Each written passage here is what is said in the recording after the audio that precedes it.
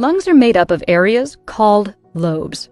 Your right lung has 3 lobes, and your left lung has 2.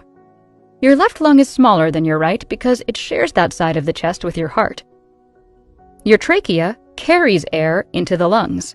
The trachea divides into airways called bronchi. These branch into smaller and smaller airways, and at the end of these airways are tiny air sacs called alveoli. Within the alveolar walls is a dense network of tiny blood vessels. The extremely thin barrier between the air and capillaries allows oxygen from the air you breathe to diffuse from the alveoli and into the blood. As the cells in your body work, they produce a waste gas called carbon dioxide, which is released into the bloodstream.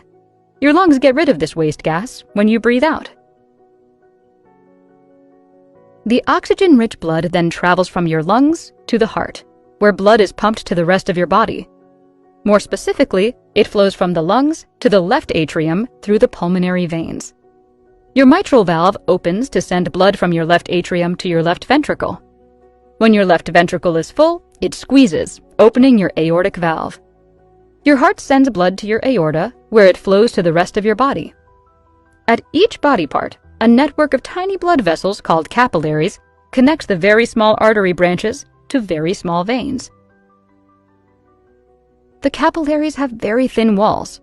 Through them, nutrients and oxygen are delivered to the cells, and waste products are brought into the capillaries.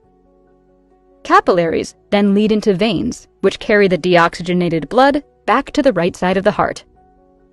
From there, it is pumped back to your lungs to collect a fresh supply of oxygen, and the entire cycle starts